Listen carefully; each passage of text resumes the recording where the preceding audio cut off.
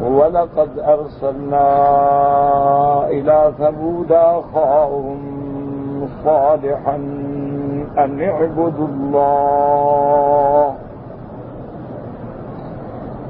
اعْبُدُوا اللَّهَ فَإِذَا هُمْ فَرِيقَانِ يَخْتَصِمُونَ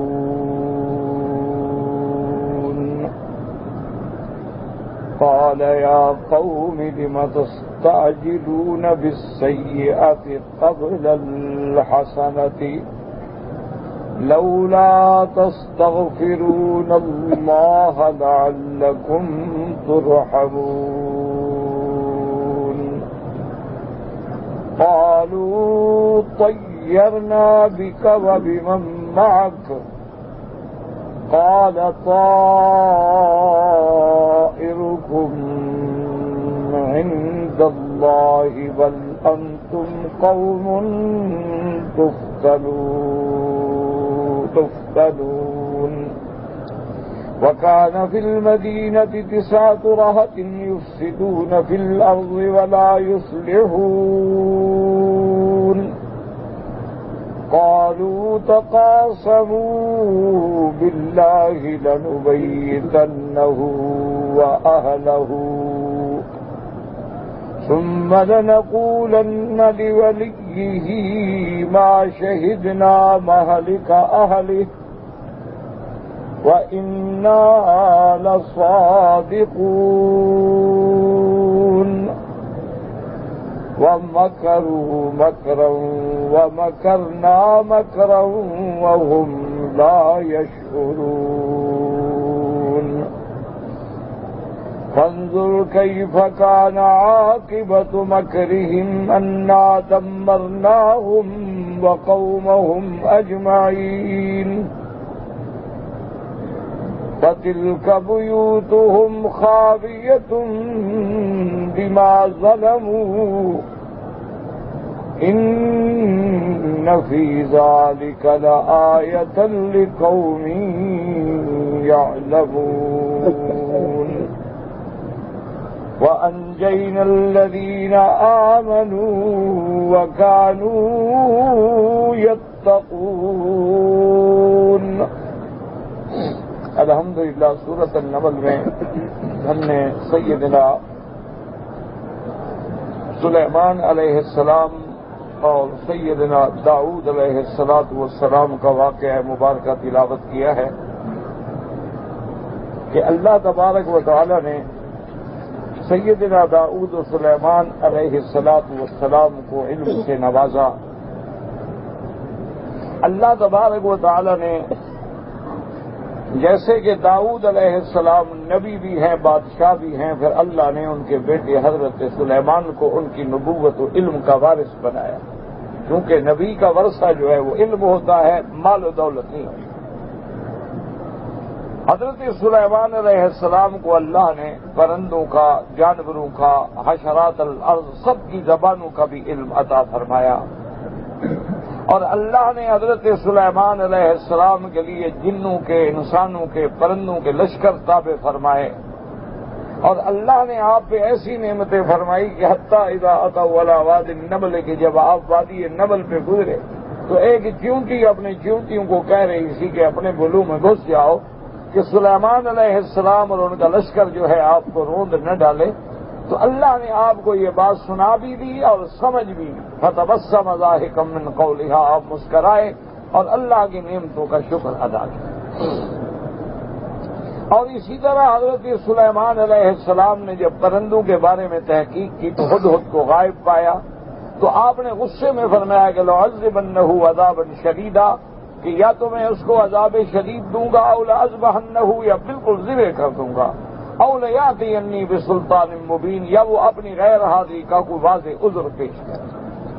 اللہ فرماتے ہیں فَمَكَثَ غَيْرَ بَعِيدٍ، کچھ دیر گزری کہ وہ حاضر ہوا اور اس نے آگے کہا انی احط ما لم تحط بہ، کہ مجھے ایک ایسی خبر ملی ہے جس کا آپ کو بھی علم نہیں.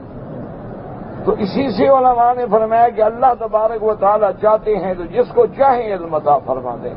حالانکہ حضرت سلیمان نبی بھی ہیں، بادشاہ بھی ہیں، جن و انس بھی تابع ہیں، پرندے بھی تابع ہیں، جن اور ہوائیں بھی تابع ہیں، لیکن ان کو علم نہیں۔ اس لیے ہدہد نے کہا یہ تو کم سبا ان بنبأ یقین، میں ایک بہت بڑی خبر لایا ہوں ملک سبا سے۔ یہ سبا جو ہے، سبا بھی کہتے ہیں، معارب بھی کہتے ہیں، یہ یمن کے علاقہ ہے، اور وہاں کے لوگ جو ہیں بہت بڑے دولت مند اور بہت بڑے امیر، اور وہاں بہت بڑے بادشاہ گزرے۔ تو ہدہد نے آگے بتایا کہ انی وجدت امرأۃ تملکہم، میں نے وہاں دیکھا کہ ایک عورت ہے جو ان کی بادشاہ ہے، وأوتیت من کل شیء، اور اس کو جو اس دور میں ضروریات ہیں اللہ نے ہر چیز دی ہے، ولہا عرش عظیم، اور اس کا ایک بہت بڑا عظیم تخت ہے، سریر مملکت جو ہے وہ بہت بڑی عظیم ہے۔ وجدتها وقومها يسجدون للشمس من دون اللہ، اور میں نے یہ بھی دیکھا ہے کہ وہ ملکہ بھی اور اس کی قوم بھی سورج کے پجاری ہیں۔ شیطان نے ان کے دماغوں میں اسی بات کو مزین کر رکھا ہے اور ان کو صحیح راستے سے روک رکھا ہے، اور وہ اللہ کو چھوڑ کے سورج کی عبادت کر رہے ہیں۔ حضرت سلیمان علیہ السلام نے اس کے بعد حکم فرمایا، آپ نے فرمایا کہ دیکھو تم نے ہمیں رپورٹ پیش کر دی ہے، لیکن اب ہم تمہارا امتحان لیں گے کہ کیا تم اپنی اس رپورٹ میں سچے ہو کہ سچے نہیں ہو۔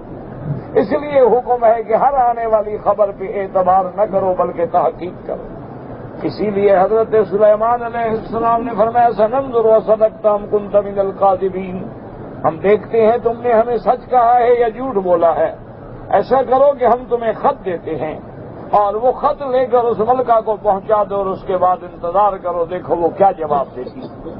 تو اللہ تبارک و تعالیٰ کے پیغمبر کے حکم پہ ہدہد وہ خط لے کے چلا، اور اس نے عین عبادت کے وقت میں جب وہ اپنے تخت پہ علیحدہ موجود تھی اس کو خط ڈال دیا۔ اس ملکہ نے اپنے سرداروں کو، وزیروں کو، کابینٹ کو بلایا، کابینہ کو، اور کہا قالت یا ایھا الملأ انی القی الی کتاب کریم، کے ایک شان والا، بڑا عزت و احترام والا مجھے خط ملا ہے، اور وہ خط جو ہے انہ من سلیمان و انہ بسم اللہ الرحمن الرحیم اللہ تعالی علی واتونی مسلمین۔ حضرت سلیمان علیہ السلام نے لکھا ہے کہ تم لوگ جو ہے میری اطاعت گزار بن جاؤ اور کسی قسم کا تکبر اور بڑائی کا اظہار نہ کرو۔ تو ملکہ نے کہا افتونی فی امری ما کنت قاطعۃ امرا حتی تشہدون، کہ اب تم اپنی رائے دو کہ میں اس کا کیا فیصلہ کروں، میں اس کو کیا جواب دوں۔ انہوں نے کہا قالوا نحن اولو قوۃ واولو باس شدید والامر الیک فانظری ماذا تأمرین۔ انہوں نے کہا کہ ملکہ دیکھو ہم صاحب قوت بھی ہیں، صاحب طاقت بھی ہیں، جنگجو بھی ہیں، لیکن تم ہماری ملکہ ہو، جو فیصلہ کرو ہم تمہارے فیصلے پہ چلنے کے لیے تیار ہیں۔ تو ملکہ نے کہا کہ دیکھو بلا وجہ ہم جنگ کرنا نہیں چاہتے، ہم امتحان لیتے ہیں۔ انی مرسلۃ الیہم بہدیۃ فناظرۃ بما یرجع المرسلون، میں بادشاہ سلیمان کی خدمت میں ایک ہدیہ بھیجتی ہوں، اور اس کے بعد ہم دیکھیں گے کہ وہ کیا جواب دیتے ہیں۔ اصل میں ملکہ امتحان لے رہی تھی کہ اتنی قیمتی تحائف کو اگر وہ قبول کر لیتا ہے تو بادشاہ ہے، اور اگر اتنی قیمتی تحائف کی طرف وہ توجہ نہیں کرتا تو معلوم ہوا صرف بادشاہ نہیں بلکہ اس کا کوئی اللہ کے ساتھ بھی تعلق ہے، ورنہ کون دنیا کا بادشاہ جو ہے وہ اپنی قیمتی چیزیں ٹھکرا سکتا ہے۔ تو اس ملکہ نے آپ کے لیے بڑے قیمتی تحائف بھیجے، سونے چاندی کے مرصع برتن بھیجے، آپ کی خدمت میں بڑے خدمت کے لیے لڑکے اور لڑکیاں بھیجی، اور بے انتہا زیورات بھیجی، اور اس کے بعد بڑے بڑے جواہرات، قیمتی چیزیں جو تھیں وہ آپ کی خدمت میں بھیجی۔ تو اللہ تبارک و تعالیٰ فرماتی ہے کہ جب وہ ہدیہ لے کے پہنچے تو حضرت سلیمان علیہ السلام نے فرمایا تمدوننی بمال فما آتانی اللہ خیر مما آتاکم بل انتم بہدیتکم تفرحون، کہ یہ تم مال دے کر میری آزمائش کرنا چاہتے ہو، لے جاؤ یہ اپنے ہدایہ، اللہ نے جو مجھے دیا ہے وہ بہت اعلیٰ ہے، تم اس کا کیا مقابلہ کر سکتے ہو۔ بلکہ بعض روایات میں تو یہ بھی آتا ہے کہ حضرت سلیمان علیہ السلام نے حکم دیا جنات کو کہ ملکہ کا وفد جہاں سے گزرے اس راستہ جو ہے اس کے اندر ایک ایسے محل بنا دو جن میں سونے چاندی کی اینٹیں لگی ہوئی، تو وہ تو دیکھ کے خود دہشت زدہ رہ گئے کہ جس کے بعد یہ ہے ہمارے مال کی طرف کیا توجہ کرے گا۔ حضرت سلیمان علیہ السلام نے فرمایا ارجع الیہم فلنأتینہم بجنود لا قبل لہم بہا، کہ واپس لے جاؤ اپنے ہدایہ، میں ایسا لشکر لے کے تمہارے مقابلے پہ آؤں گا جس کی تمہارے اندر کوئی طاقت نہیں. بَلْنُخْرِجَنَّهُم مِّنْهَا ذِلَّةً، اور میں تمہیں تمہارے ملک سے ذلیل کر کے نکال دوں گا اور تم ذلت میں آ جاؤ گے اگر میرا مقابلہ کرو گے. اور اس کے بعد جناب جب وہ واپس چلا گیا اور آپ کو یہ بھی اطلاع ملی کہ اب ملکہ نے فیصلہ کر دیا ہے، اس نے اپنے کابینہ کے منسٹروں کو، وزیروں کو بلا کے سمجھا دیا کہ معلوم ہوتا ہے سلیمان اللہ کا نبی ہے اور اللہ کے نبی کا مقابلہ کرنا جو ہے وہ عقل مندی نہیں ہوگی. بادشاہوں کا مقابلہ کیا جا سکتا ہے، طاقت کا مقابلہ طاقت سے کیا جا سکتا ہے، دولت کا مقابلہ دولت سے کیا جا سکتا ہے، لیکن اللہ تبارک و تعالیٰ کی قدرت کا اور اللہ کے بھیجے ہوئے پیغمبروں کا کیسے مقابلہ ہو سکتا ہے؟ تو اس نے اطلاع بھیج دی حضرت سلیمان علیہ السلام کی خدمت میں کہ میں حاضر ہو رہی ہوں اور میں اطاعت گزار ہوں اور میں آ کے آپ سے براہ راست مذاکرات کرنا چاہتی ہوں. تو اب حضرت سلیمان نے حکم دیا قال یا ایھا الملأ ایکم یاتینی بعرشھا قبل ان یاتونی مسلمین، کہ ملکہ کے آنے سے پہلے کون ہے میرے اصحاب میں، میرے دوستوں میں، میرے ماتحتوں میں جو اس کا تخت جو ہے اٹھا کے لے آئے میرے دربار میں. قال عفریت من الجن انا آتیک بہ قبل ان تقوم من مقامک وانی علیہ لقوی امین. عفریت جو تھا، جو جن بڑا طاقتور یعنی دیو تھا، جیسے بعض کہتے ہیں ایسے معلوم ہوتا تھا جیسے کوئی پہاڑ کا ایک حصہ کھڑا ہوا ہو. اس نے کہا کہ حضرت اگر حکم دیں مجھے تو میرے اندر اتنی طاقت ہے کہ جتنی دیر آپ مجلس کرتے ہیں اتنی دیر کے اندر میں وہ تخت اٹھا کے آپ کے دربار میں پیش کر دوں گا، اور میں امانت والا بھی ہوں، اس میں کسی قسم کی خیانت نہیں کروں گا. تو اس سے ہمیں یہ بھی معلوم ہوا کہ اللہ نے جنات کو خاص طاقت دی ہے. اللہ نے جنات کو ایسی طاقتیں دی ہیں کہ وہ اپنے اشکال بھی بدل سکتے ہیں اور جن جو ہیں ایک مقام سے دوسرے مقام پہ بھی پہنچ سکتے ہیں. لیکن حضرت سلیمان علیہ السلام نے فرمایا کہ نہیں، مجھے تو اس سے بھی جلدی چاہیے. قال الذی عنده علم من الکتاب انا آتیک بہ قبل ان یرتد الیک طرفک. تو آپ کے صاحبوں میں اصحاب میں ایک بندہ ایسا تھا جس کو اللہ تبارک و تعالی نے علم کتاب سے نوازا تھا. بعض علماء فرماتے ہیں کہ علم کتاب سے مراد علم اسم اعظم ہے، یعنی اللہ کا اسم اعظم جس سے مانگا جائے تو فوراً دعا قبول ہو جاتی ہے. اس نے کہا حضرت اگر حکم ہو تو جتنی دیر میں آپ پلک جھپکیں گے میں لے آؤں گا. اور اس نے 2 رکعت پڑھی اور اس کے بعد اللہ سے اسم اعظم سے دعا کی. بعض علماء فرماتے ہیں کہ اس کا نام آصف ابن برخیہ تھا. وہ حضرت سلیمان علیہ السلام کا سیکٹری تھا اور حضرت سلیمان علیہ السلام کا خالہ زاد بھائی بھی تھا. لیکن اللہ عالم قرآن نے اس پہ کوئی تبصرہ نہیں کیا ہے. اور اصول یہ ہوتا ہے کہ قرآن مقدس جن چیزوں کو مبہم چھوڑ دے ہمیں اس میں بحث کرنے کی ضرورت نہیں ہے. اگر ہمیں نام معلوم بھی ہو جائے تو کیا فائدہ ہوگا؟ اگر نام کے معلوم ہونے میں فائدہ ہوتا تو اللہ ضرور قرآن میں ذکر فرما دیتے. تو ہمیشہ یاد رکھیں کہ جن چیزوں کو اللہ نے قرآن میں ذکر کیا ہے اس کے ذکر کے اندر فائدہ ہے، اور جن چیزوں کو اللہ نے قرآن میں ذکر نہیں کیا ہے ان کے ذکر نہ کرنے میں فائدہ ہے. تو اس لیے ہمیشہ علماء فرماتے ہیں ابہموہ کما ابہمہ اللہ. جن چیزوں کو اللہ نے مبہم رکھا ہے تم بھی مبہم رکھو. اللہ نے آدم کو درخت سے روکا، اللہ عالم وہ درخت کیا تھا. اللہ فرماتے ہیں کہ اصحاب کہف نوجوان تھے جنہوں نے پہاڑ کی غار میں پناہ لی. اب اصحاب کہف کے نام کیا تھے بلا وجہ بحث میں پڑھنے کی ضرورت نہیں ہے. لوگ سمجھتے ہیں کہ شاید یہ بڑا عالم ہے، دیکھو یہ اصحاب کہف کے نام ڈھونڈ کے لے آیا ہے. یہ ضرور حتیٰ کہ اس کا معنی ہے کہ وہ منشاء خداوندی کے خلاف ہے. اگر اللہ چاہتے تو ان کا نام بھی ذکر فرما دیتے. اللہ نے یوسف علیہ السلام کے بھائیوں کا ذکر کیا لیکن نام نہیں لکھا ہے کہ ان کے بھائیوں کا نام کیا تھا. یا اخوت یوسف، حضرت یوسف کے بھائی آئے. اسی لیے جب جن چیزوں کو ہمیشہ یاد رکھیں کہ اللہ علام الغیوب ہے، علیم بذات الصدور ہے، جن چیزوں میں بندے کا فائدہ ہو اللہ ضرور ذکر فرما دیتے ہیں، اور جن چیزوں میں بندے کا فائدہ نہ ہو اللہ کبھی ذکر نہیں فرما دیتے ہیں. حالانکہ آپ دیکھیں کہ اللہ نے قرآن میں سر کا مسئلہ بھی ذکر فرما دیا. اللہ تبارک و تعالیٰ نے قرآن میں میاں بیوی کے تعلقات کے بارے میں بھی بتلا دیا. اللہ تبارک و تعالیٰ نے روزے کی افطار و سحر کے بارے میں بھی بتلا دیا. اللہ تبارک و تعالیٰ نے قرآن میں قربانی کے بارے میں بھی بتلا دیا. تو اگر ان چیزوں کی ضرورت ہوتی تو خدا کے آگے اس کو بتلانے میں کیا مشکل ہے؟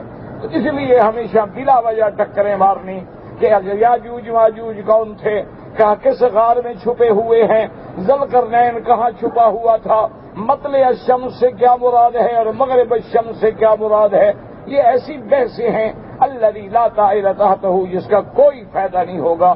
اگر فائدہ ہوتا اللہ قرآن میں بیان فرماتے، اگر فائدہ ہوتا تو آمنہ کا لال سیدنا محمد مصطفیٰ صلی اللہ علیہ وسلم اپنی امت کو کھول کھول کے بیان فرما دیتے.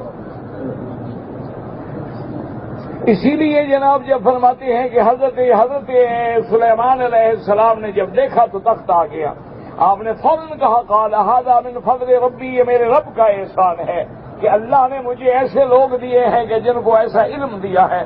تو معلوم ہوا کہ ایسے علم بھی دنیا میں موجود ہیں، اس میں اعظم بھی موجود ہے، اس میں آدم کے جاننے والے بھی موجود ہیں، اور اس سے جو دعا مانگی جائے وہ فوراً مستجاب بھی ہو جاتی ہے.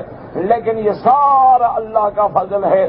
اللہ تبارک و تعالی چاہیں گے تو دعا مانگنے کی بھی توفیق عطا فرمائیں گے. جیسے کہ حضرت ابن عباس نے رضی اللہ تعالی عنہ نے جب آیات بیان کی کہ اگر فلاں آیات پڑھی جائیں تو آدمی کی حفاظت ہو جاتی ہے، تو کسی نے کہا حضرت پھر یہ دنیا میں حادثے کیوں ہوتے ہیں؟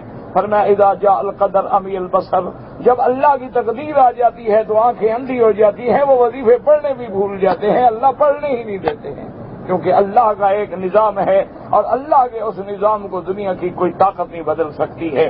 فقال ھذا من فضل ربی لیبلونی اشکر ام اکفر، آپ نے فرمایا یہ اللہ کا مجھ پہ احسان ہے تاکہ میں اللہ کی نعمتوں کا شکر ادا کرتا ہوں، یہ شکر ادا نہیں کرتا. اور ساتھ یہ قاعدہ بھی بتلا دیا ومن شکر فانما یشکر لنفسہ، جو آدمی اللہ کی نعمتوں پہ شکر کرے گا دراصل وہ اپنا بھلا کرتا ہے، کیونکہ جب آپ شکر کرتے ہیں تو اللہ نعمتیں بڑھا دیتے ہیں. لیکن شکر کرنے کا معنی یہ نہیں ہوتا کہ یا اللہ تیرا لاکھ لاکھ شکر ہے. شکر کا معنی یہ ہوتا ہے اللہ پہ ایمان لائے. شکر کا معنی یہ ہوتا ہے کہ اس نعمت کو اللہ کی نافرمانی میں کبھی خرچ نہ کرے. اللہ نے تمہیں آنکھیں دی ہیں، تم کعبے پہ نظر ڈالو. اللہ نے تمہیں آنکھیں دی ہیں، قرآن پہ نظر ڈالو. اللہ نے تمہیں آنکھیں دی ہیں، اللہ کی نعمتوں پہ نظر ڈالو. اس لیے نہیں دی ہے کہ غیر محرم عورتوں پہ نظر ڈالو. تو یہ نہ شکری ہے جب آپ اللہ کی نعمت کو غلط استعمال کرتے ہیں. اور اس کے بعد پھر درجہ ہے شکر کا لسانی، کہ جب اللہ دیکھ نعمت تو کہے الحمدللہ، پانی ملے تو الحمدللہ، کھانا ملے تو الحمدللہ، نعمت ملے تو الحمدللہ. اور جب آدمی شکر کا خوگر ہو جاتا ہے اللہ پاک اس کو شکر پہ نعمتیں عطا فرماتے ہیں. فرمایا لئن شکرتم لازیدنکم ولئن کفرتم ان عذابی لشدید. اسی طرح روایات اسرائیلیہ میں ایک واقعہ ہے، اللہ اعلم لا نصدق ولا نکذب.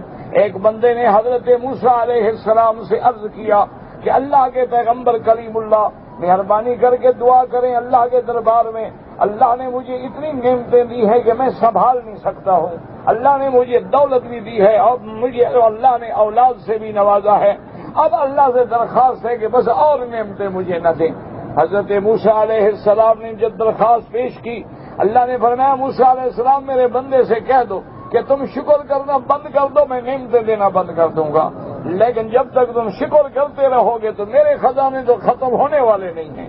للہ خزائن السماوات والارض. اس لیے حضرت سلیمان علیہ السلام نے ہمیں ایک قاعدہ سکھلا دیا ومن شکر فانما یشکر لنفسہ ومن کفر فان ربی غنی کریم، کہ اگر تم نہ شکری کرو تو اللہ تو غنی ہے، اس کو تو کوئی ضرورت نہیں ہے تیرے شکر کی. اگر ساری مخلوق نعوذ باللہ کافر ہو جائے اللہ کے ملک میں نقصان نہیں ہوگا. اگر ساری مخلوق مومن بن جائے تو اللہ کے ملک میں فائدہ نہیں ہوگا. اللہ تو غنی ہے، اللہ الصمد ہے، اللہ تو احد ہے، واحد ہے، صمد ہے، لم یلد ہے ولم یولد ہے. اور اس کے بعد حضرت سلیمان علیہ السلام نے حکم دیا اپنے ساتھیوں کو قال نکروا لها عرشها ان ننظر اتهتدي ام تكون من الذين لا يهتدون، کہ ملکہ کے آنے سے پہلے پہلے اس کے تخت میں رد و بدل کر دو، ہم امتحان لینا چاہتے ہیں وہ پہچان بھی سکتی ہے کہ نہیں پہچان سکتی. فلما جاءت قیل هكذا عرشك، جب وہ ملکہ آ گئی اس کو کہا گیا کہ تمہارے پاس جو تخت ہے، تمہارے پاس جو عرش عظیم ہے اسی طرح ہے. قالت كأنه هو، اس نے کہا معلوم تو ہوتا ہے کہ بالکل وہی ہے. مانا یہ ہے کہ وہ سمجھ گئی، پہچان گئی. وَأُوتِينَا الْعِلْمَ مِنْ قَبْلِهَا وَكُنَّا مُسْلِمِينَ، اور اس نے کہا کہ اللہ نے ہمیں علم عطا فرمایا ہے، ہم تو فرما بردار بن کے آئے ہیں، پھر کیا ضرورت تھی کہ ہمیں اپنی قوت و طاقت کا یہ مظاہرہ دکھایا جائے؟ وَصَدَّهَا مَا كَانَتْ تَعْبُدُ مِن دُونِ اللَّهِ، اور اس کو کس چیز نے حق سے روکا ہوا تھا کہ وہ اللہ کو چھوڑ کے غیر کی عبادت کرتی تھی؟ انہا کانت من قوم کافرین، اور وہ کافروں میں سے تھی، سورج کی پجاری تھی۔ اسی لیے حکم ہے کہ جب سورج نکلے تو نماز نہ پڑھو، جب سورج ڈوبے تو نماز نہ پڑھو، جب سورج عین سر پہ ہو تو نماز نہ پڑھو، کیونکہ یہ سورج کے پجاریوں کا وقت ہے۔ ایسا نہ ہو کہ دیکھنے والا یہ سمجھے کہ ہم بھی سورج کی عبادت کر رہے ہیں۔ اللہ تبارک و تعالیٰ کے پیغمبر نے ہمیں روکا ہے کہ ہماری کسی عمل میں جو ہے کافروں سے مشابہت نہ ہو جائے۔ اسی لیے آپ دیکھیں کہ رحمت دو جہاں سیدنا محمد مصطفیٰ صلی اللہ علیہ وسلم جب مدینہ تشریف لے گئے تو وہاں کے یہودیوں کو دیکھا کہ 10 محرم کو انہوں نے روزہ رکھا ہوا ہے۔ آپ نے فرمایا لم تصومون یوم عاشوراء، آپ نے فرمایا کہ اے یہودیو تم 10 محرم کا روزہ کیوں رکھتے ہو؟ انہوں نے کہا کہ یا رسول اللہ صلی اللہ علیہ وسلم ھذا الیوم الذی انجا موسیٰ علیہ السلام واغرق عدوہ فرعون، ان نے کہا کہ یا رسول اللہ یہ وہ دن ہے کہ جس دن اللہ نے موسیٰ علیہ السلام کو نجات دی، اللہ نے موسیٰ کے دشمن فرعون کو دریا میں غرق کر دیا تھا، تو ہم اللہ کے شکر میں یہ روزہ رکھتے ہیں۔ حضور نے فرمایا نحن احق بموسیٰ منکم، پھر ہمارا تعلق تو تم سے زیادہ ہے حضرت موسیٰ علیہ السلام کے ساتھ، اس لیے آپ نے حکم دیا اپنے صحابہ کو کہ بھئی یوم عاشوراء کا روزہ رکھا کرو، لیکن فرمایا صوموا یوما قبلہ اور یوما بعدہ، یا تو ایک دن پہلے رکھا کرو 9 اور 10 رکھا کرو، یا 10 اور 11 رکھا کرو، تاکہ اگر ہم صرف 10 کا رکھیں گے تو لوگ یہ نہ سمجھیں کہ ہمارا عمل یہودیوں کے مشابہ ہے۔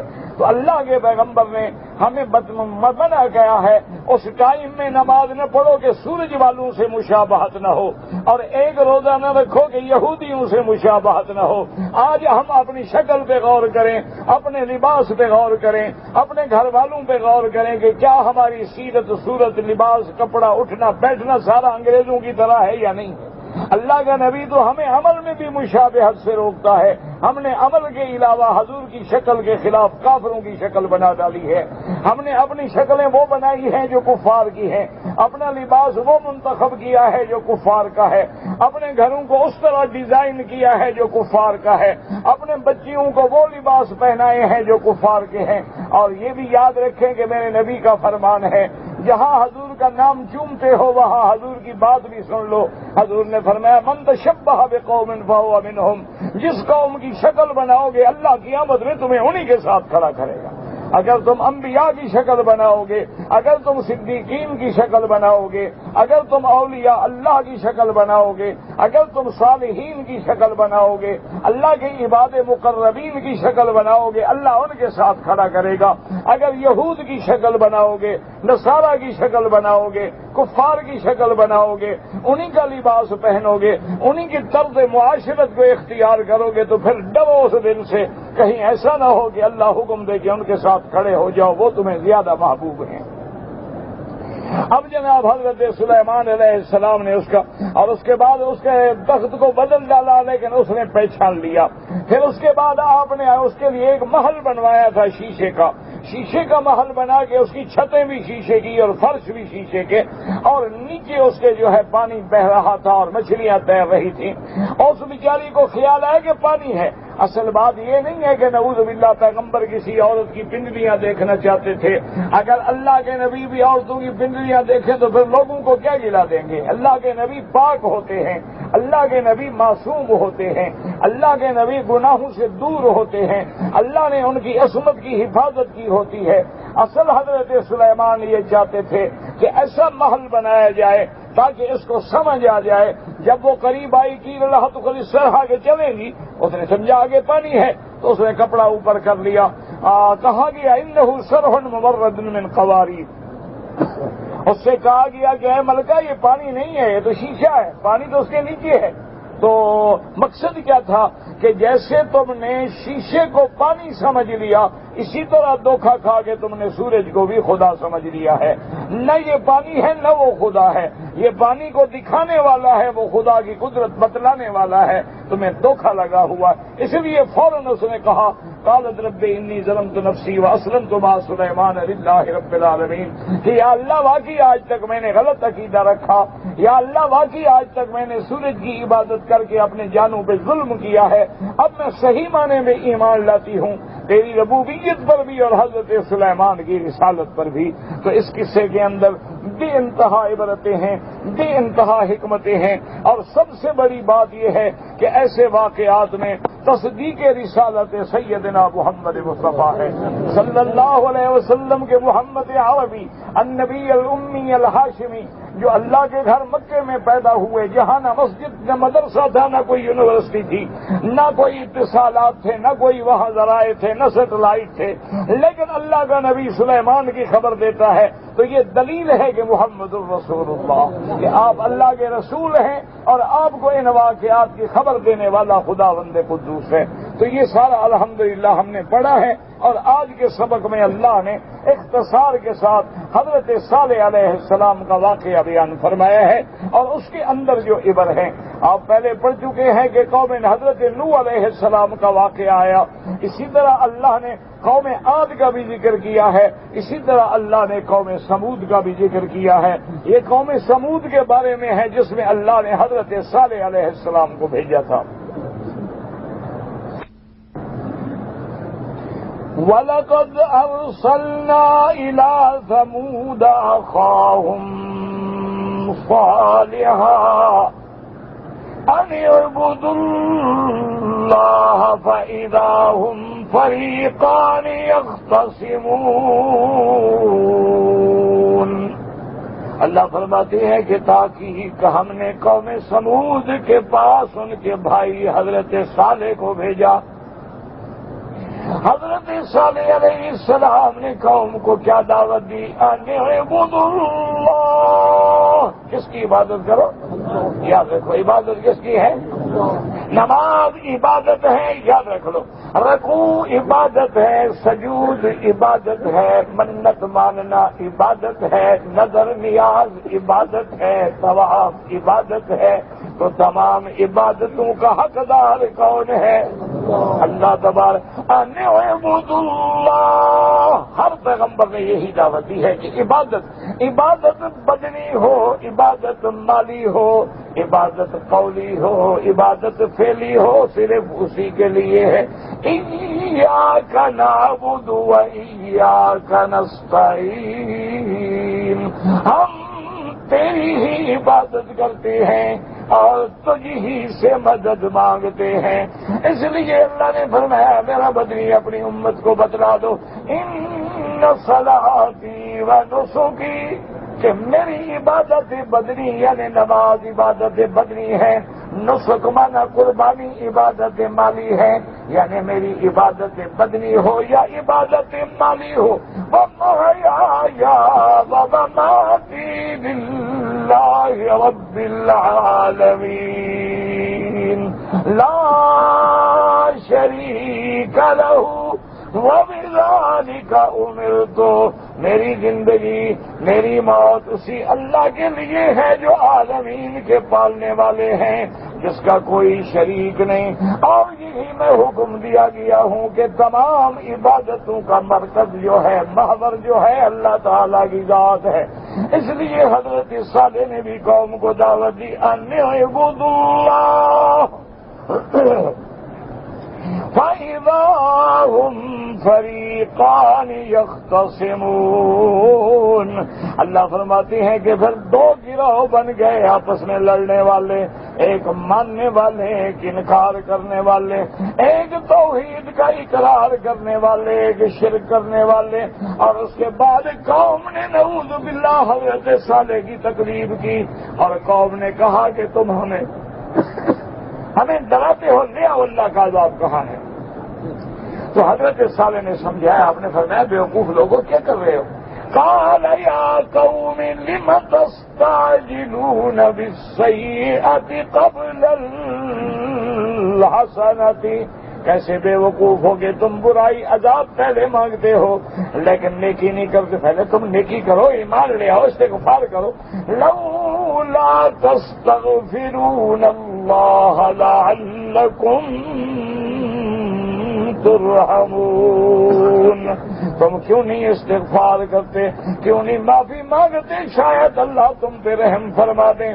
اب جناب پتہ ہے قوم کیا کہتی ہے؟ قالوا طیرنا بک وبمن معک، کہنے لگے اصل بات یہ ہے کہ آپ بھی منحوس ہیں، جو تمہارے ساتھ ہیں وہ بھی منحوس ہیں.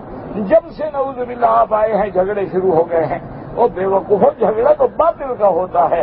اگر مومن ایمان کی دعوت دے وہ تو جھگڑا نہیں ہوتا، جھگڑ تو وہ ہے جو خدا کو نہیں مانتا ہے. ماننے والا تو کبھی جھگڑا نہیں کرتا. لیکن کافر ہیں. آپ نے فرمایا طائرکم عند اللہ، آپ نے فرمایا بدبخت قوم مجھے کہتی ہو، حالانکہ تمہاری جو بد نصیبی ہے یا بد قسمتی ہے یہ شؤم میں سب اللہ کے ہاتھ میں ہے. بل انتم قوم تفتنون، بلکہ تم ایک ایسی قوم ہے جو مصیبت میں مبتلا ہے، معصیت میں مبتلا ہے، اللہ کی نافرمانی پہ مبتلا ہے، اس وجہ سے تم پہ عذاب آتے ہیں.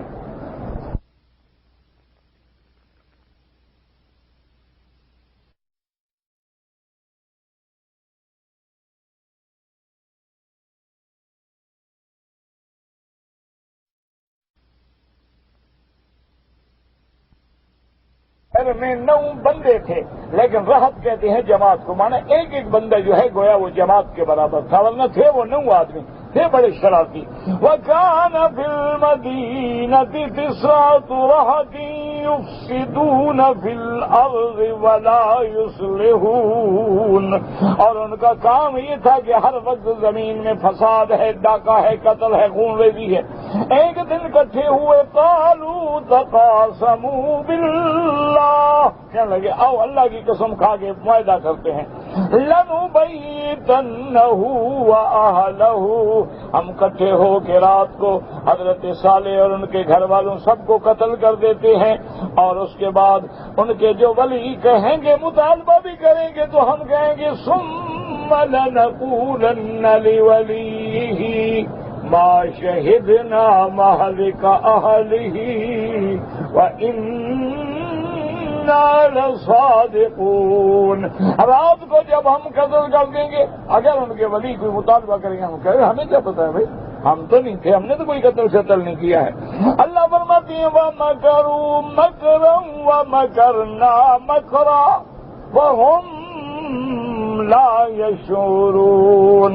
اللہ نے فرمایا ان نے تدبیریں کی میرے پیغمبر کو قتل کرنے کی، لیکن ہم بھی تدبیر کرنے والے ہیں، ہم نے ایسی تدبیر کی جس کو وہ سمجھ بھی نہیں سکے ہیں.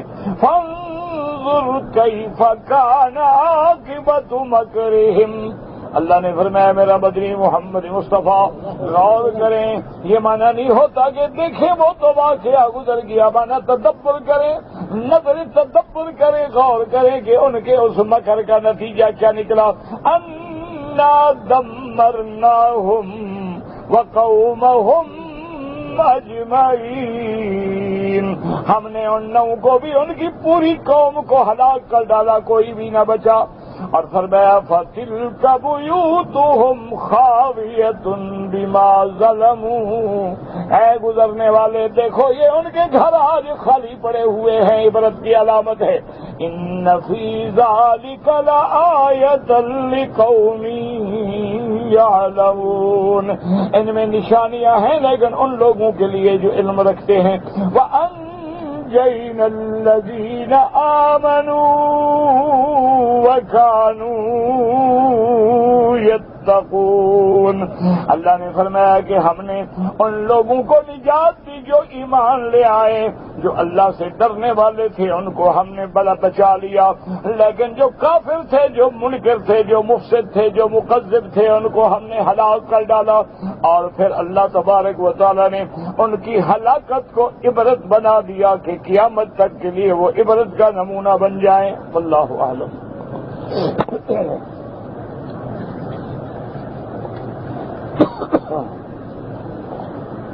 ایک آدمی بیمار، اللہ ہر بیمار کو شفا عطا فرما.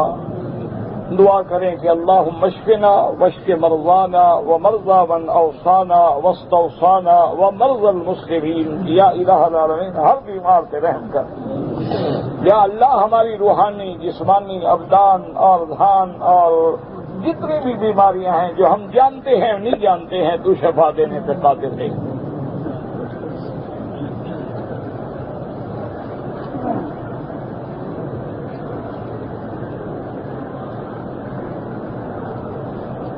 اگر کسی آدمی نے کسی کو قتل کیا ہے یہ بہت بڑا جرم ہے۔ جتنے اللہ کے غضب کے الفاظ ہیں وہ سارے اس آیت میں جمع ہیں کہ من یقتل مؤمنا متعمدا، کہ جو بندہ کسی مسلمان کو جان کے قتل کرے فجزاؤہ جہنم، اس کی سزا جو ہے جہنم ہے، وہ ہمیشہ جہنم میں رہے گا۔ اچھا، جہنم کے بعد بھی بنا غضب اللہ علیہ، اس پہ اللہ کا غضب ہے، اللہ کی لعنت ہے، اور اللہ نے اس کے لیے دردناک عذاب تیار کر رکھا۔ کسی انسان کو قتل کرنا کو مذاق تھوڑی ہوتا۔ بہرحال اگر اس کے اولیاء ولی نہیں مانتے ہیں تو ان کو کہو ٹھیک ہے ابھی قصاص میں مجھے قتل کروا دو، کیونکہ دو طریقے ہیں، یا ولی مان جائیں دیت دے دو، ولی نہیں مانتے ہیں قصاص، اور پھر معاملہ اللہ پہ چھوڑ دو، باقی اللہ سے دعا کرو اللہ گناہ معاف کرے۔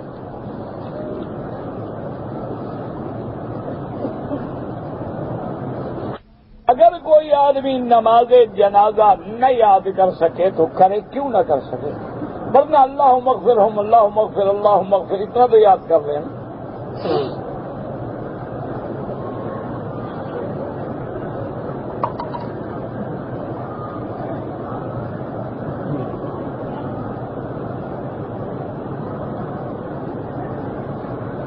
بہرحال اگر آپ 13 جون کو کراچی سے جدہ آئے، آپ کا ارادہ تھا کہ ہم 2 دن جدے میں رہیں گے، 15 جون کو بہن بہنوئی کے ہمراہ مکہ آئیں گے، جس کی وجہ سے ہم نے پاکستان سے احرام نہیں باندھا، کوئی اب آپ پر کوئی دم نہیں پڑے گی، چونکہ آپ کی نیت ہی جدہ تھی، مکہ نیت نہیں رہی۔ نیت یہ تھی کہ ہم جدہ جائیں گے، جدہ رہیں گے، پھر جب کوئی آئے گا تو پھر لے جائیں گے، تو معنی یہ ہے کہ آپ کا سفر اول جدہ تھا۔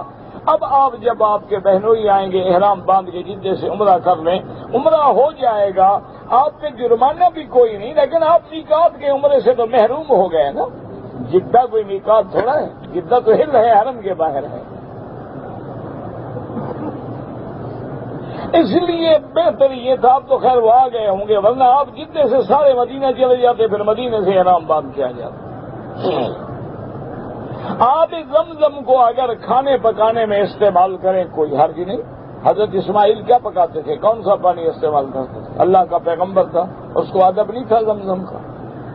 یہ تو علماء نے اس لیے لکھا ہے کہ جب دوسرا پانی موجود ہے تو ہم ضائع کیوں کریں، ورنہ تو پانی ہے۔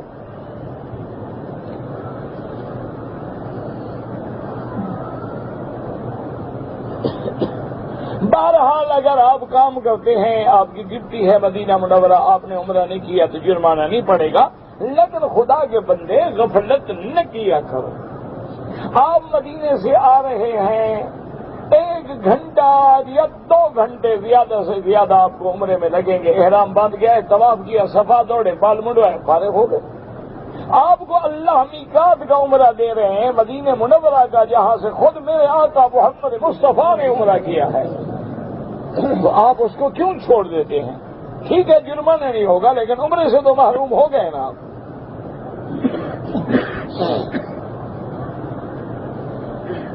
طواف میں بولنا جائز ہے، لیکن وہ بولنا جو شریعت کے مطابق ہو، کوئی ضرورت ہو، مباح کلام۔ یہ تھوڑا ہے کہ کس سے کہانیاں کرتے رہو۔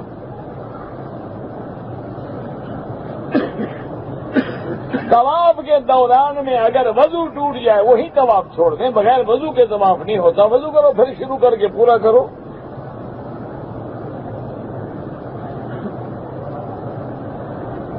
بہرحال اگر کوئی امام ہے اور قرآن دیکھ کے پڑھتا ہے، نفل نماز میں تو گزارا ہو جائے گا، فرض میں نہیں ہوتا۔ اسی لیے حکم ہے نا، امام اس کو بناؤ جو قرآن کا قاری ہو۔ کہتے ہیں کہ یہاں جو عربی لوگ رومال باندھتے ہیں یہ صدل تو نہیں ہے، صدل وہ ہوتا ہے کہ سر پہ نہ ہو، صرف کندھے پہ ہو۔ اگر سر پہ ہو تو صدل نہیں ہوتا۔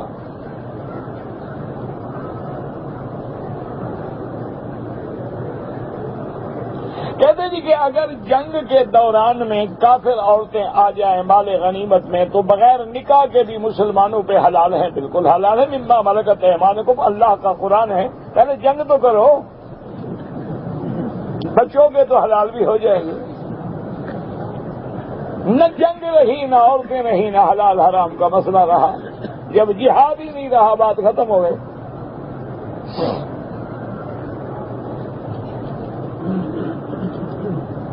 اگر والدین میرے ہیں لیکن ان کے لیے میں عمرہ کرنا چاہتا ہوں، کر سکتے ہیں، کوئی منع نہیں۔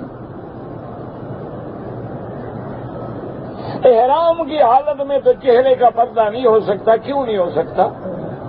آپ کپڑا آگے لٹکا دیں، بس بات ختم ہو گئی، کیوں نہیں ہو سکتا؟ جس نے پردہ کرنا ہے اس کے لیے سب کچھ ہو سکتا ہے، اور جس نے نہیں کرنا ہے بہانہ بدلا، وہ کہتے ہیں نا سوئے بدلا بہانہ بسیار، لاکھ بہانے۔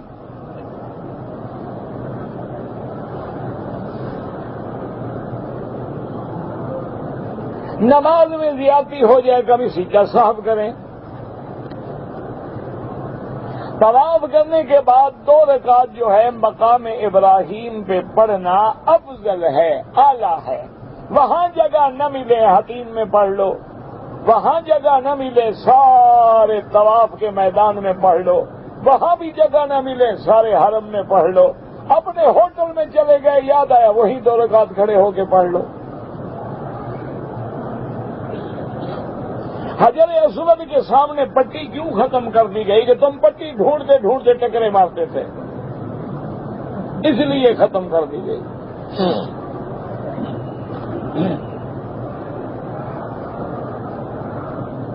میرے بھائی کا ایکسیڈنٹ ہوا ہے، اللہ شفا عطا فرما، اللہ پاک رحم فرما، مسکینوں پہ رحم فرما۔ الصلاۃ والسلام علیک یا رسول اللہ، جب روضہ مبارک پہ سامنے کھڑے ہوں تو پڑھ سکتے ہیں، اور دور سے پڑھیں تو اللہم صلی علی کہ اللہ ہمارے صلاۃ والسلام حضور پہ پہنچا۔ یا اللہ یا محمد یہ نہیں لکھنا چاہیے، کیونکہ یا حرف ندا ہے، ندا کا حقدار صرف اللہ کی ذات ہے۔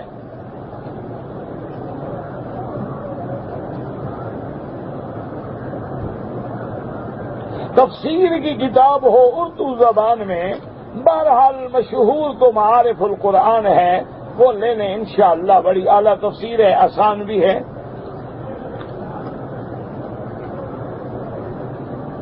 کوئی آدمی کسی پہ جادو کر کے کام بند کرا دے، آپ اللہ سے دعا مانگیں، آخری صورتیں پڑھیں، اللہ جادو کے شر سے بچائے گا۔ حدود حرم میں درخت نہ کاٹا کریں، درخت نہ توڑا کریں، ورنہ اتنی قیمت آپ کو خیرات کرنی ہوگی۔ میری والدہ فوت ہو گئی ہے، اللہ پاک جتنے مسلمان فوت ہو گئے ہیں ان کے قبروں کو باغ جنت بنا، ان کے درجات بلند فرما، اللہ ان کی قبروں پہ رحم فرما، اللہ ان کے قبروں کو منور فرما۔ ایک عورت کے بھووں کے بالوں میں کوئی عیب ہے تو ٹھیک کر سکتی ہے، اگر مونچھوں کی جگہ بال ہیں تو صاف کر سکتی ہے، چہرے پہ بال آ گئے ہیں تو صاف کر سکتی ہے، کوئی بنا نہیں۔ بچیاں جو ہمارے سکول میں پڑھتی ہیں ان کو بعض ملی ڈرامے میں رقص سکھاتے ہیں، بالکل حرام ہے۔ جب بچپن سے رقص سیکھے گی تو بڑے ہو کے قرآن پڑھے گی، بڑے ہو کے بڑی ڈانسر بنے گی۔ جو ابتدا کرو گے وہی چلے گا نا، جیسے دیوار رکھو گے اوپر تو وہی جائے گی۔ آدمی پاکستان سے آیا ہے، نقد رقم لوگوں کو دیتا ہے، اس کے بدلے کرایہ طے کر لیتا ہے۔ کس بات کا کرایہ؟ پھر واضح بات ہو نا، بات سمجھ بھی تو آئے نا، کس کا کرایہ طے کر لیتا ہے؟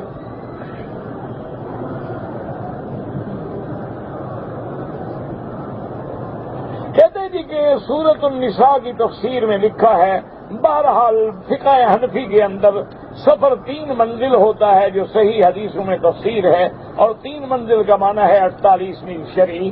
آپ کسی جگہ انشاءاللہ کتاب الصلاۃ میں دیکھیں مسافروں کے احکام تو ساری حدیثیں مل جائیں گی۔ میں نے ایک آدمی کو زمین 80,000 روپیہ میں رہن کی ہے، بالکل جائز ہے، کوئی بات نہیں۔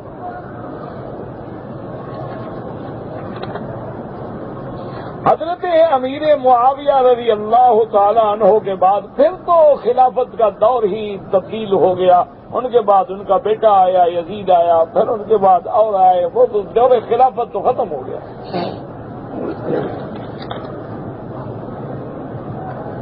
کربلا کے قصے کے بعد یزید نے جب حکومت کیا پورے عرب پہ کیا تھا.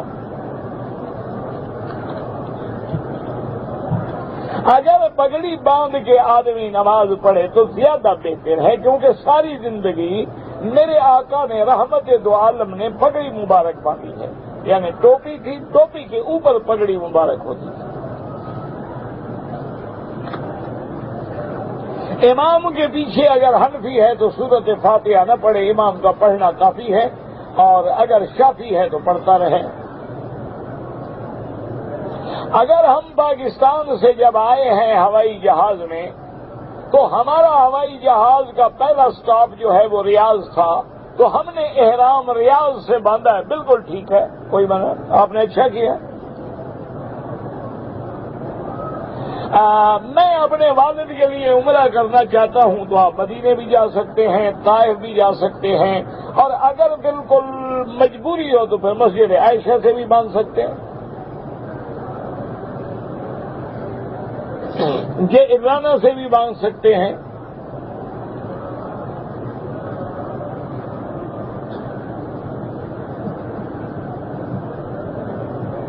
میرے دوست کی بیوی انڈیا سے مکہ آ رہی ہے، اگر بغیر محرم کے سفر کرنا ناجائز ہے.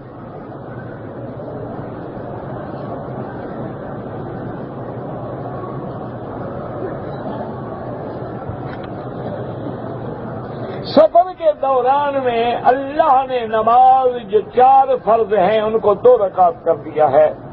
سنتیں اور نفل پڑھنا معاف ہے، لیکن امام ابو حنیفہ رحمۃ اللہ علیہ کے نزدیک فرض جو ہے وہ 2 پڑھیں گے، لیکن وطر ضرور پڑھیں گے کہ ان کے نزدیک وطر واجب ہے. باقی ائمہ کے نزدیک وطر سنت ہے، وہ کہتے ہیں نہ پڑھے، سنتیں معاف ہیں. اگر کوئی پڑھے اللہ ثواب دیں گے، لیکن اللہ نے رعایت کی ہے، فائدہ اٹھاؤ. کہتے ہیں جی ہمارے ہاں جو محکمے ہوتے ہیں اور منصوبہ بندی کرتے ہیں اور روکتے ہیں، لیکن میرا بھائی اس میں اختلاف حالات ہیں. اگر کوئی آدمی مرد کی نسل بندی کرا دے کہ اولاد پیدا کرنے کے قابل ہی نہ رہے تو یہ حرام ہے. اسی طرح عورت کا اگر یوٹرس ہی ریموو کرا دے کہ آئندہ وہ بچہ دانی ہی نہ رہے، اولاد پیدا کرنے کے قابل ہی نہ رہے تو حرام ہے. ایک یہ ہوتا ہے کہ آدمی کے 2 4 5 بچے ہو گئے ہیں، عورت کمزور ہے، وقفہ کرنا چاہتے ہیں کہ بھی 2 3 سال ابھی اولاد نہ ہو، وہ جائز ہے.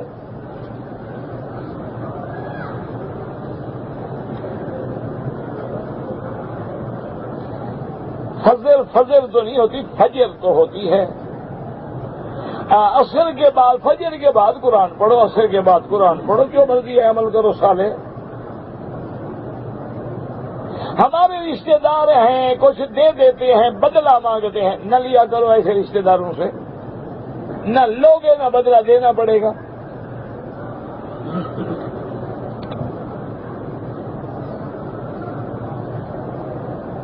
ہم دین پہ چلنے کی کوشش کرتے ہیں، لیکن ہمارے رشتہ دار جو ہیں ہماری مخالفت کرتے ہیں. تو رشتہ دار تو نبی کے بھی مخالفت کرتے رہے، شکر کرو تم سنت ادا کر رہے ہو.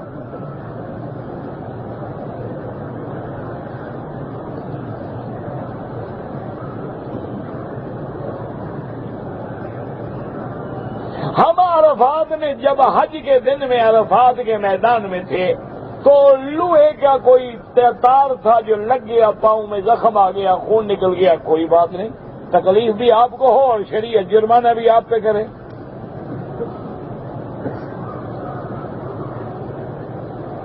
آج کل جو عطر ملتے ہیں اسپرے میں، پرفیوم کی شکل میں یا کلون کی شکل میں یا یوڈی ٹوائلٹ کی شکل میں، سب جائز ہے استعمال کرنا، کوئی منع نہیں ہے، لیکن نہ کرو تو بہتر ہے.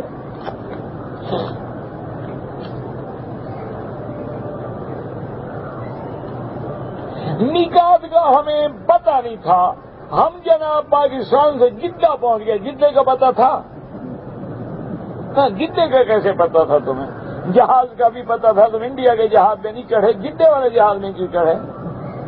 بہرحال ایک بکری دم ادا کریں، آئندہ انشاءاللہ آپ کو پتہ لگ جائے گا کہ آپ کو پاکستان سے احرام باندھنا تھا۔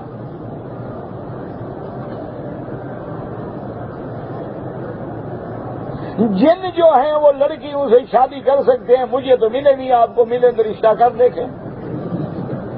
میرا تو ان سے کوئی تعلق نہیں، نہ آنا نہ جانا نہ ملنا نہ ملانا، تم ڈھونڈو ان کو، تم نے رشتہ دینا ہے ان کو یا لینا ہے ان سے؟ بیوقوف آدمی کیا کرے آپ؟ پھر کہتے ہیں مکی صاحب ناراض ہو جاتے ہیں، مجھے بتاؤ کیا کرے آپ؟ بھائی جب جنوں کو ہم نے دیکھا ہی نہیں، مجھے کیا پتا؟ اللہ فرماتے ہیں کہ تم جنوں کو دیکھ بھی نہیں سکتے، انہو یراکم ہو وقبیلہ من حیث لا ترونہم، وہ تمہیں دیکھ سکتے ہیں، تم ان کو نہیں دیکھ سکتے۔ تو ہمیں کیا پتا ہے کہ جب دیکھ ہی نہیں سکتے رشتہ داری کا کیا فائدہ؟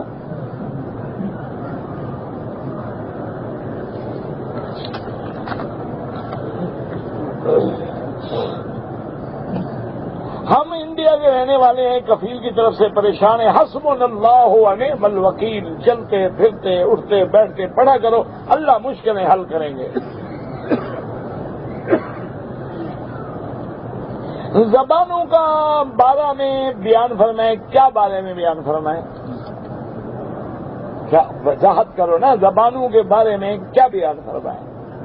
اللہ نے یہ ساری زبانیں آدم کو سکھلائی تھی، آگے پھیلتی گئی۔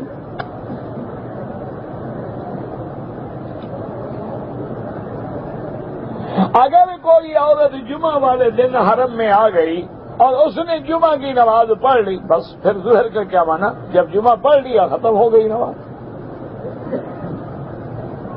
اگر ایک آدمی نے 3 طلاق دیا ہے تو فتویٰ حاصل کریں دارالافتاء سے۔ اگر کوئی عورت نماز جنازہ پڑھے بالکل پڑھے، اگر مسجد میں موجود ہے تو پڑھے، اپنے گھر سے جنازہ پڑھنے کے لیے نہ آئے، مسئلہ سمجھو۔ اگر موجود بیٹھی ہوئی ہے، جنازہ کھڑا ہو گیا، پڑھو۔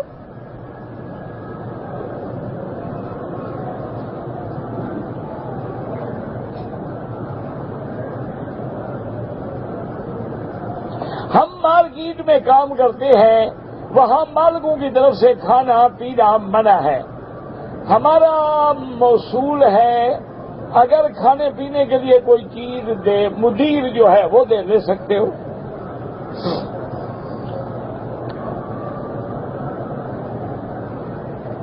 تیز چلنا سنت ہے یا آہستہ؟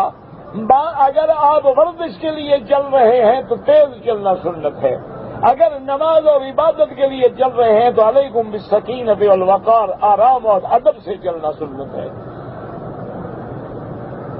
ہر وقت سر پہ ٹوپی اور پگڑی رکھنی چاہیے، حضور پاک نے کبھی سر ننگا ہو کے بازار میں نہیں پھرے۔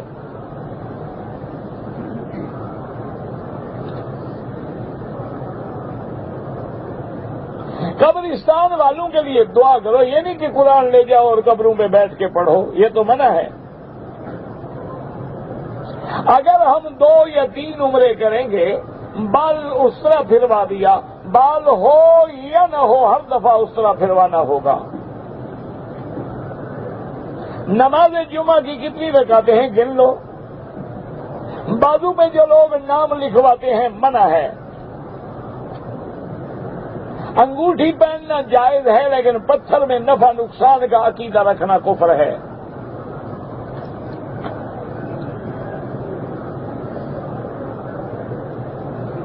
اگر میری ڈیوٹی رات کو 12 بجے ختم ہوتی ہے تو کیا میں 12 بجے رات کو تہجد پڑھ سکتا ہوں؟ بالکل، سونے سے پہلے وضو کر کے تہجد پڑھ کے سو جاؤ۔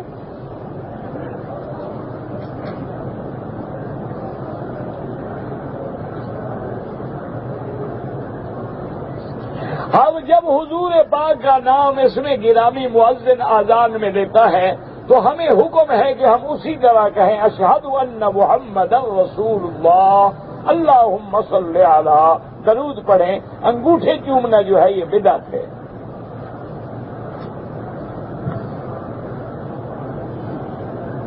آدم علیہ السلام کا اولاد ہوا تو اپنی فکر کرو، آدم کی اولاد کا فکر نہ کرو۔ تم بھی آدم کا اولاد ہے۔ نہیں، ابا نہ ہوتا تو اولاد کہاں سے آتی؟ ابا تو سب کا آدم ہے نا۔ اس وقت شریعت میں بہن بھائی کا نکاح جائز تھا، اب حرام ہے بس۔ اگر کسی آدمی کے منہ میں بیوی کا دودھ چلا گیا وہ کچھ نہیں ہوتا، بڑا اچھا ہے، چلو بھائی بیوی کی بیوی ہے، بکری کی بکری ہے، کئی فائدے ہیں نا۔ دیکھو نا، پہلے تو صرف بیوی ہوتی تھی نا بیچاری، اب دودھ کا فائدہ بھی ہو گیا، بلکہ کچھ زیادہ ہو تو رکھ لیا، کوئی دوست آئے چائے وائے بنا کے پلایا گیا، کیا خیال؟ ہاں، حضور کی امت میں ایسے لوگ بھی پیدا ہونے تھے۔ چوسو جی، مزے کرو، پیو۔ انگریزوں کے نقشے قدم پہ چلو گے، فلمیں دیکھو گے تو پتہ نہیں تمہیں کیا کیا پینا پڑے گا، یہ تو ابتدا ہے۔ چلو تو صحیح نا اس رستے پہ، انتہا پہ جاؤ نا، یہ آدھا آدھا ٹیچر بٹے والا کیا مانا؟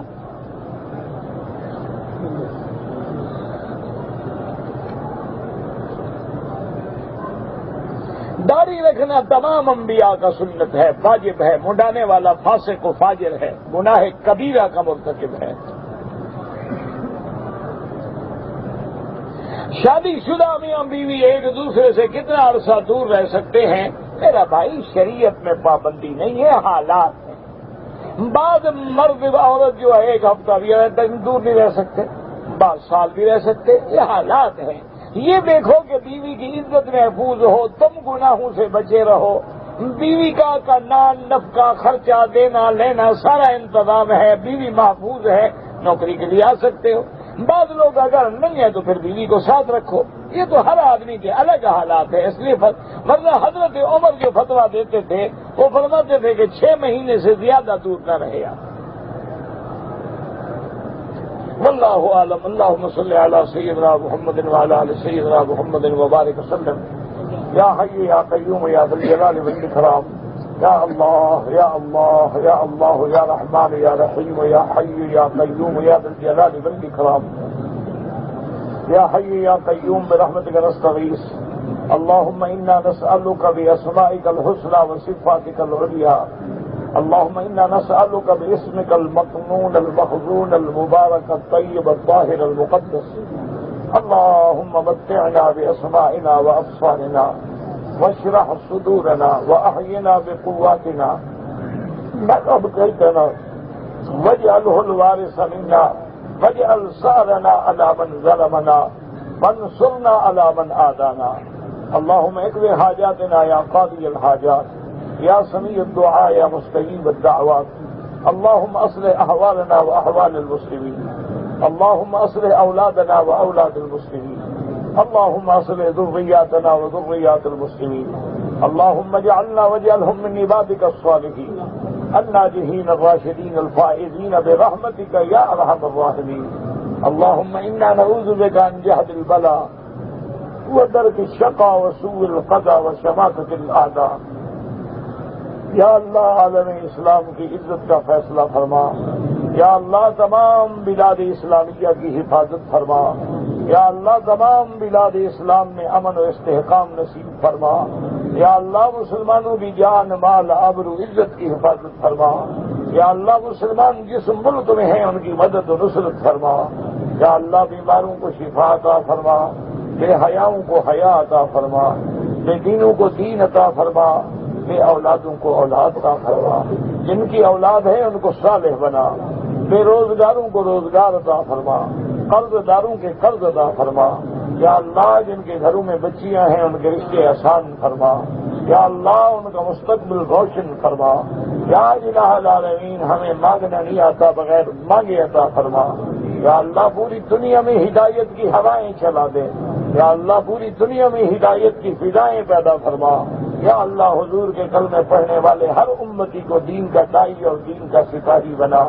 سبحان ربک رب العزت عما یصفون وسلام علی المرسلین والحمد للہ رب العالمین۔